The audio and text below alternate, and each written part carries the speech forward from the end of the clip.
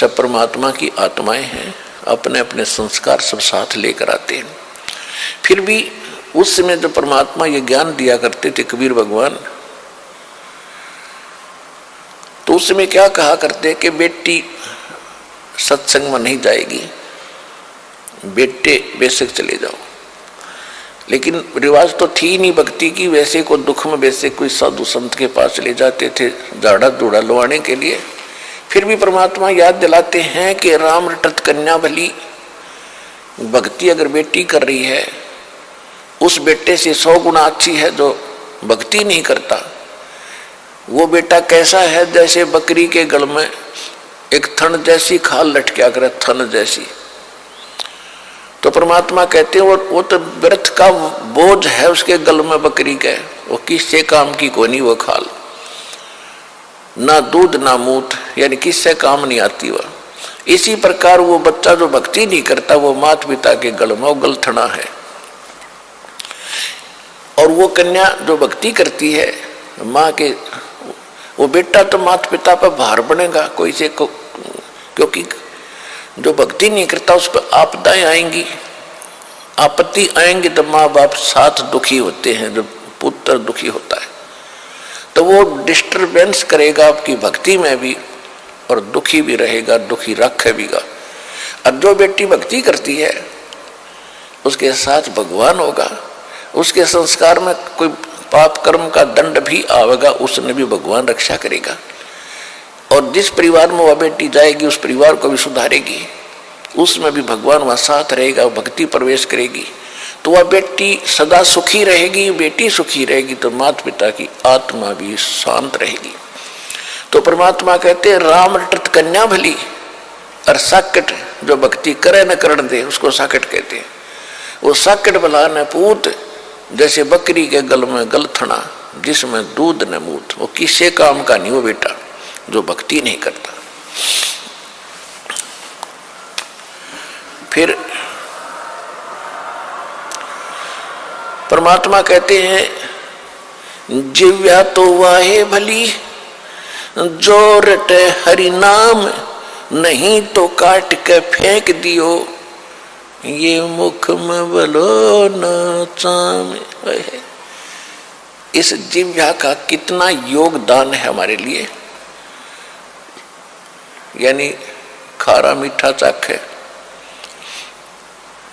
खाना खाने में सहयोग देती है।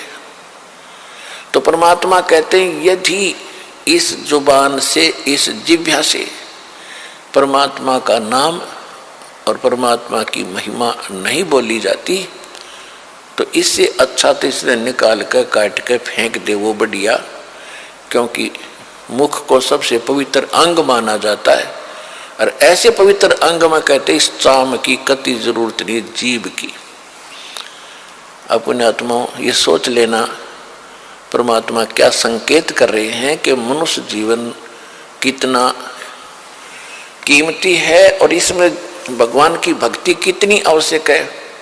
यदि भक्ति नहीं करता तो इस जुबान से कोई तगड़ा है, ताकतवर है, गरीब को कोई ऐसा वचन कुवचन बोल देगा उसकी आत्मा रोती रहेगी, क्योंकि उसका संघर्ष तो कर नहीं सकता, ताकतवर है तो उसकी आत्मा दुखा दी, उस जीव रूपी तलवार ने उसका अटैक कर दिया, या किसी की निंदा करके लड़ाई करवाओगा, या किसी की गलत गवाही देकर पाप का भागी बनेगा। तो कहते इससे अच्छा तो भगवान या जीव कट जा जो भक्ति नहीं करते, तो भी कुछ पाप से बचे रहेंगे। तो इससे समझना भगवान हमें क्या संदेश देना चाहते हैं।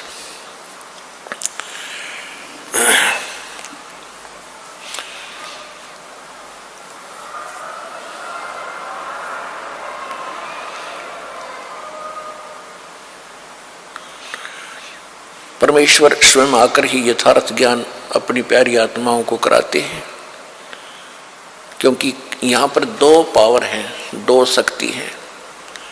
एक तो यह सरपुरुष जिसको ज्योत स्वरूपी निरंजन काल कहते हैं, इसको ब्रह्म भी कहते हैं। और आज तक इन ऋषियों ने ब्रह्म का ही ज्ञान है, ब्रह्म से ऊपर इनको कोई पता नहीं था। और ये ब्रह्म कौन है? ये काल है, 21 ब्रह्मांड का स्वामी है। इसको श्राप लगा हुआ है 1 लाख मानव शरीरधारी प्राणियों का नित आहार करने का, जिस कारण से इसने यहां सबको मिसगाइड करके रोका हुआ है, मूर्ख बना रखा है, सत्य से अपरिचित कर रखा है, भगवान का नामो निशान मिटा रखा है और सब कुछ भगवान बना दिया। कहीं 2 ईंट लगाकर कोई बना रखा स्थान, वो भी भगवान मत्था टेको। कई मूर्ति बना रखी है, वो भी भगवान, और ये देवता भी भगवान, ये स्वयं भी भगवान। इनमें से कोई सा भी परमात्मा नहीं है। 21 ब्रह्मांड के अंदर जितने देव हैं ये परमात्मा नहीं है।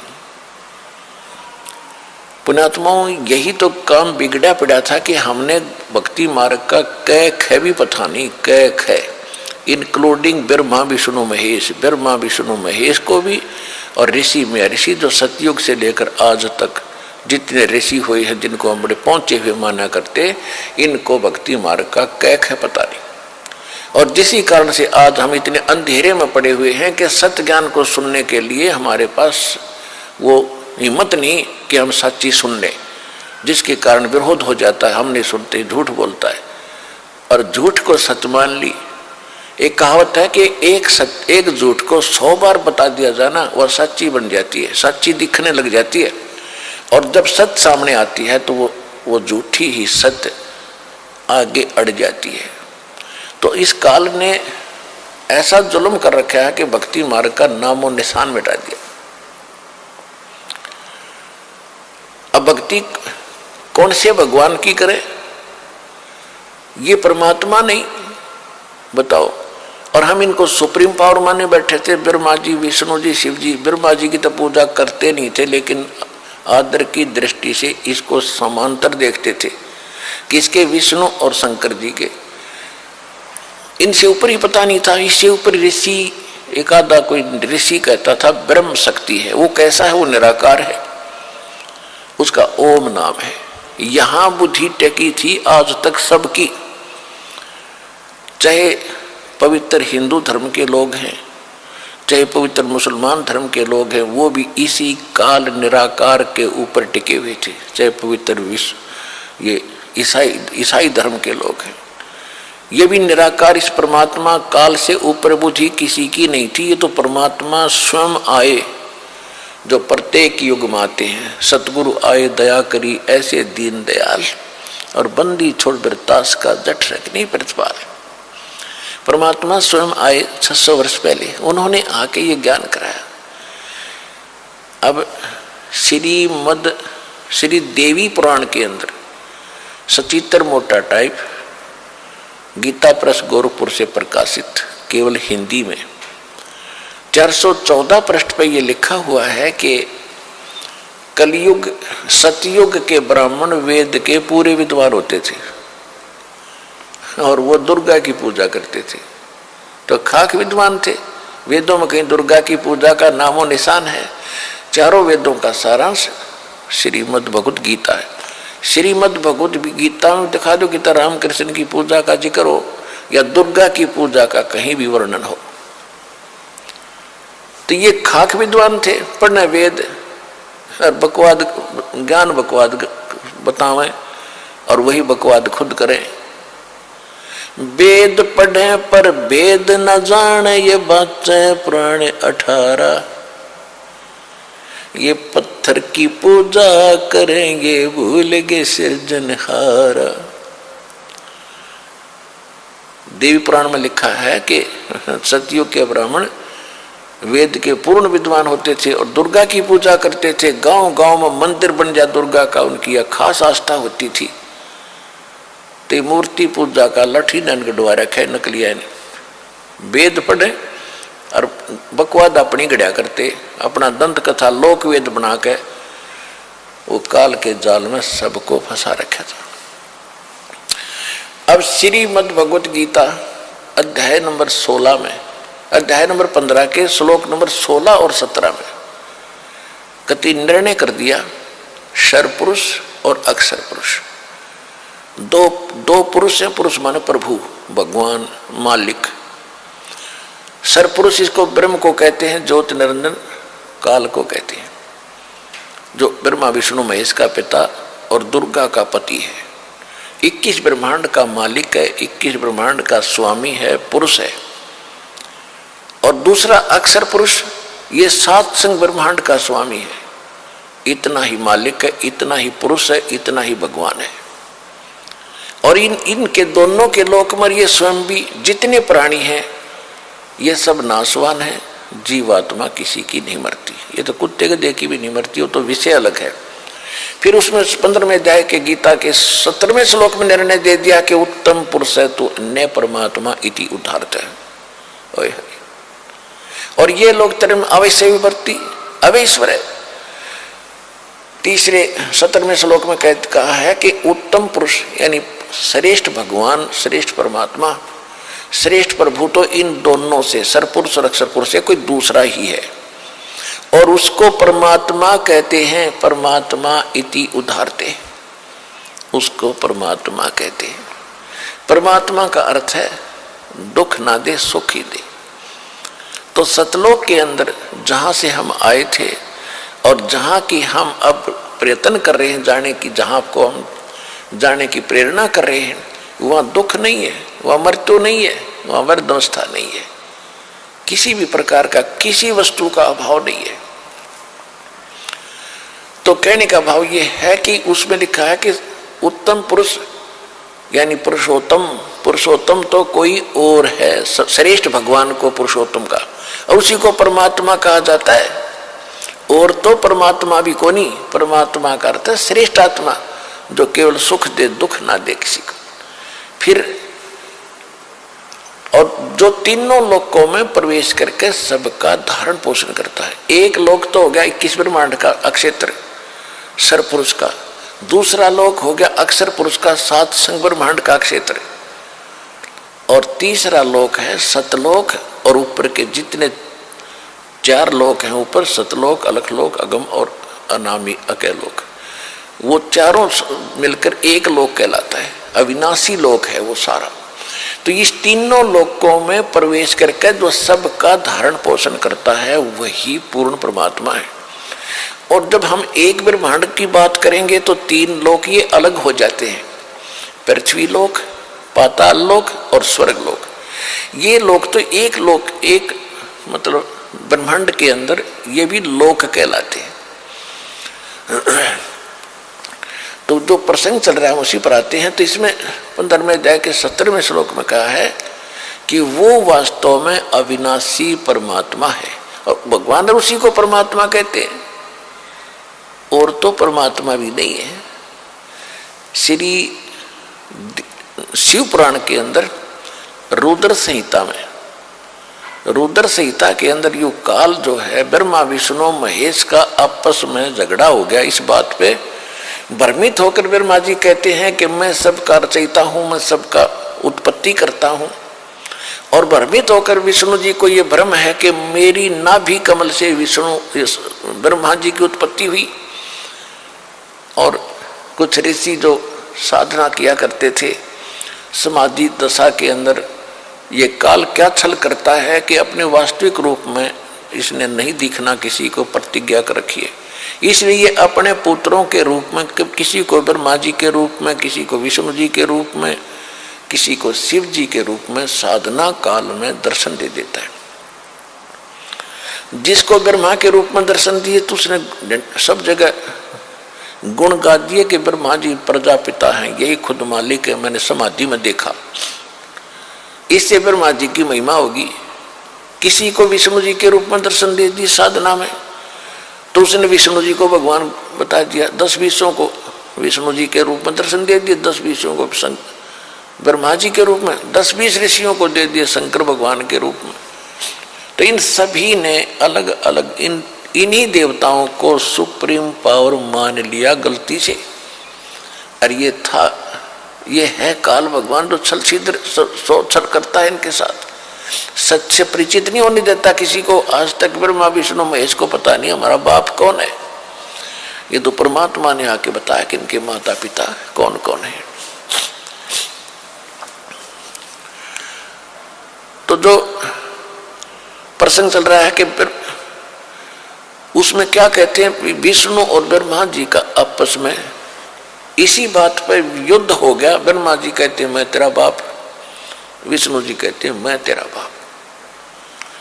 जब इन दोनों का युद्ध हो गया तो बीच में इसने, काल ने एक स्तंभ खड़ा कर दिया तेजों में। फिर ये लड़ना तो भूल गए, उसके और छोर को खोजने लगे। लंबी कहानी है, लेकिन उसी समय वो प्रकट हो गया वहां पर शंकर भगवान अपने पुत्र शंकर के रूप में। इन दोनों को समझाता है कि तुमने गलती से अपने आप को भगवान मान लिया, यू आर नॉट गॉड, तुम ईश नहीं हो। ये क्या कहता है, ये सब मेरा है, मैं यहाँ का ईश्वर हूं। तो यहाँ सूक्ष्म वेद में परमात्मा ने निर्णय दिया है कि मुल्ला माया जग में, मुल्ला माया मग में बैठी, मग माने रास्ते में, और हंसा चुन चुन खाई, ये ज्योत स्वरूपी कहे निरंजन मैं ही करता भाई। एक न करता दो ना करता नौ ठहराई भाई, और 10वां भी धुंधर में मिल जा सत्य कबीर दुहाई। गरीबदास जी को जो ज्ञान प्राप्त हुआ, भगवान को देखा जाना, उसके पश्चात अपनी अमृतवाणी में कहा है कि ये ज्योत स्वरूपी यो काल कहता मैं ही परमात्मा हूं, और एक न करता दो ना करता 9 बना दिए भाई। 9 तो जा लिए इनके उछल कूद मचा के, और 10वां भी ऐसे ही चला जाएगा, मृत्यु को प्राप्त होगा। एक सत कबीर दुहाई कि केवल एक कबीर परमात्मा जो है ये है अविनाशी परमात्मा, ये परमात्मा नहीं है। ये ब्रह्मा विष्णु महेश को तो ज्योति निरंजन ही रिजेक्ट करता है कि तुम परमात्मा नहीं हो, तुम भगवान मालिक नहीं हो। तो हमारी बुद्धि कहाँ थी, और हमारे ऋषि मुनियों की, आचार्य शंकराचार्यों की बुद्धि कहाँ थी, और हमारे सदग्रंथ क्या बताते हैं। सदग्रंथ हमारे सिलेबस है, अध्यात्म मार्ग का सिलेबस है, पाठ्यक्रम की बुक है। और जो टीचर पाठ्यक्रम की किताबों से अलग बकवाद पढ़ा रहा है तो टीचर ठीक नहीं, विद्यार्थियों का नाशक है। तो आज तक जितने धर्मगुरु हमारे हुए हैं वो हमारे सदग्रंथों से भी परिचित नहीं थे। उन्होंने हमारे दादे परदादों को भूत बना दिया, आप भी नरक में गए और अपने भक्तों को भी साथ डुबो दिया। पुण्यात्माओं,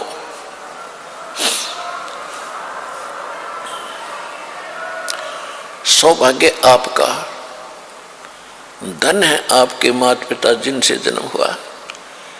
आप कोई छोटी किस्मत वाले नहीं हो जो आज मनुष्य जीवन प्राप्त है जिनको, लेकिन दुर्भाग्य उनका जो इस असली वस्तु को छोड़कर नकलियों पर सारा जीवन नष्ट कर रहे हैं।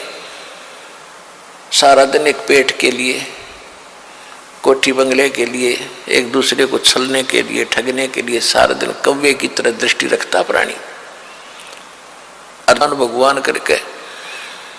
और 12 पंथ नाम जो ले ही सो हमरे मुख आन समोही, और अनेक पंथ चलाऊं या विद जीवों को बरमाऊं, और बेशक जइयो जोग जीत संसारा, फिर जीव न माने कहा तुम्हारा। जीव तुम्हारा कहा न माने, हमरी ओढ़ हो बाद बखाने। हमारे अज्ञान के वकील बने पाओगे सब। तो परमात्मा ने कहा था कि यो काम मेरा है, तू अपना करना, मैं अपना करूंगा। फिर इसने कहा था कि भगवान जबरदस्ती ना करिए। चौथे युग में, कोई से भी युग में अपना ज्ञान देना, आपके ज्ञान को जो स्वीकार करे आपका, और मेरे ज्ञान को स्वीकार करे वो मेरा। आहार मेरे जाल में फंसा रहे। परमात्मा ने पता था कि जब तक मेरा ज्ञान ही नहीं ग्रहण करेंगे तो वो मेरे होंगे कैसे। तो परमात्मा ने कहा था ठीक है, मैं ज्ञान ही देकर अपने बच्चों को अपने पास अपनी शरण में लूंगा। तो क्या कहा भगवान ने कि चौथा युग जब कलयुग आई तब हम अपना अंश पठाई, और काल फंद छूटे नरलोई। काल ने जो फंद कर रखे हैं, यहाँ हमें मूर्ख बना रखा है, संस्कारों में जकड़ रखा है, यही जन्म मरण के चक्कर कोल्लू में डाल रखा है। कहते हैं काल फंद छूटे नरलोई। सभी नर नारियों का ये काल का फंद छूटेगा और सकल सृष्टि परवानिक होई, पूरा विश्व नाम लेगा, दीक्षित होगा। धर्मदास जी को 600 वर्ष पहले परमात्मा बता रहे थे, धर्मदास जी लिख रहे थे। धर्मदास जी को शंका हो रही थी मन मन में, वो तो अंतर्यामी थे। तब बताते हैं कबीर साहब साथ की साथ उसका दिल भी रोक रहे हैं और बता भी रहे हैं कि कलयुग बीते 5500 पाचा, तब ये वचन मेरा होगा साचा। जब कलयुग 5505 वर्ष बीत चुका होगा धर्मदास, जो मैं आज बोल रहा हूं और तू लिख रहा है, ये उस समय सत्य महसूस होगा। उससे पहले तो ऐसा लगेगा जैसे झूठ बोल रहे हैं। ये कभी हो ही नहीं सकता कि कबीर साहब की भक्ति करेंगे। कबीर एक दुल्हा है, कबीर एक दानक है, छोटी जाति में था। इस तरह की कैसी धारणाएं थी। परमात्मा का उस परमेश्वर की शरण में जा, उसकी कृपा से तो परम शांति को और शाश्वतम स्थानम यानी सतलोक को, अविनाशी स्थान को प्राप्त होगा। या परमात्मा कह रहे हैं कि कलयुग बीत जावे जब एता और सकल प्राणी परम पुरुष पद चेता, उस परम पुरुष के यानी मेरे उस पद यानी उस परम पद के सभी जानकार होंगे। चेता माने सबको ज्ञान होगा कि कोई ऐसा स्थान है जहां सदा सुखी रहेंगे, कभी मृत्यु नहीं होगी, वहां आपका परिवार होगा एज इट इज। जैसे यहाँ आपके बेटा बेटी पोता पोती हो गए, भाई बहन है, और यहाँ तो पैसे के ऊपर 2 मिनट में भाई तो भाई लड़ पड़े, माँ बाप बेटे का झगड़ा हो जाए, क्योंकि यहाँ तो ओछा लोग है, सब चीज का अभाव है यहाँ पर। और फिर मौत सामने साथ खड़ी है, लठ दिए, कभी भी मार दे तलवार लटकरी गर्दन पे। तो वहां जाने के बाद ऐसे आपका परिवार बनेगा जो आज आपकी शरण में आ गए, आपके परिवार में आ गए और भगवान की शरण में आ गए। और धीरे और भी जो आपसे पहले के संस्कारी हैं उनको भी भगवान शरण में लेगा, और धीरे धीरे फिर ऐसे ही आपका वहां जाकर के एक परिवार बन जाएगा। और वहां इतने बड़े आपके महल हैं, इतना खुला स्थान है, बाग बगीचे लगे हुए हैं, आपके प्रत्येक के महल उसमें आंगन में झूले डले हुए हैं, तालाब बने हुए हैं। देखो यहाँ आप देखते हो किसी भी अधिकारी अच्छा जो ऑफिसर लग जाता है या कोई घना सेठ होता है तो क्या करता है, बड़ी कोठी बनाता है, आगे बड़ा लान बनाता है, उसमें फूल फलदार वृक्ष लगाता है, उसमें तालाब बनाता है, तो वो उसको, और उसमें वो बैठता कितनी देर है, या तो उसका याद है कि हम कहीं ऐसे ठाठ करते थे, वह भड़ मारे है उसके, या उसका लाभ भी नहीं ले सकता। वो सारा दिन टेंशन में रहता है, सब सुबह निकल जाता, शाम ना आके घर बढ़े, वो किस समय तो उस बाग में टहलेगा, किस समय वो वहाँ घूमेगा, कब नहावेगा उस तालाब में। तो वहाँ जैसे आप पिकनिक मनाने जाते हो और आपको घूमते हो फिरते हो, कहीं पहाड़ी देखते हो, किसी बाग में जाते हो, आपको सारा दिन का पता नहीं कब चलेगा। इसी प्रकार सतलोक के अंदर ऐसे ठाठ हैं और वहाँ कोई काम नहीं। जैसे ही बाप को बैठों को भोजन मिले, कभी आके खा जियो भाई, और कितना घूमो फिरो, खेलो कूदो, चाहे ताश खेलो, तो कितना आनंद आओ, आपने कहने की जरूरत नहीं। तो वहाँ ये है एक स्कूल विद्यालय है, आप इस विद्यालय में लाग गए वो काम करना जो यहाँ नहीं करना चाहिए था, ताश खेलना है, गुट्टी ये नाचना कूदना है और बकवादों में बातों में ध्यान लगाना नहीं। ये यहाँ पढ़ाई पढ़ो और इस पढ़ाई को पढ़कर तुम सतलोक जाओगे, वहाँ ये सारे सुख मिलेंगे आपने। वहाँ नाचियो गाइयो, किसी तरह ठाठ से रहियो, वह मौत हो को नहीं। यहाँ एक तरफ डांस कर रहे हैं, एक विवाह का दृश्य देखा, कलेजे में रखा उस दिन का दास के। सुबह पहले दिन वो नाच रहे थे, डीजे बजा रहे थे, छोरे का लड़के का ब्याह था। अगले दिन बारात गई, दुर्घटना होगी, दुल्हा भी मारा गया, और दुल्हे की कार में खासकर वो बैठा करें जो विशेष वीआईपी गेस्ट होते हैं, यानी बहनों के बटेऊ, वो भी साथ मर गए। 2-3 बहन विधवा होगी और आप मारा गया। अब डांस करके दिखाओ जो पहले दिन नाच रहे थे इसी गंदे लोक में। और हम क्या कर रहे हैं, यहाँ तो रो रो के टाइम पास करना चाहिए अपने मालिक को 100 याद करके और भक्ति करके वहां नाचिए कूदियो। कोई मृत्यु नहीं हो, ना कोई विकार है, ना अभाव किसी वस्तु का।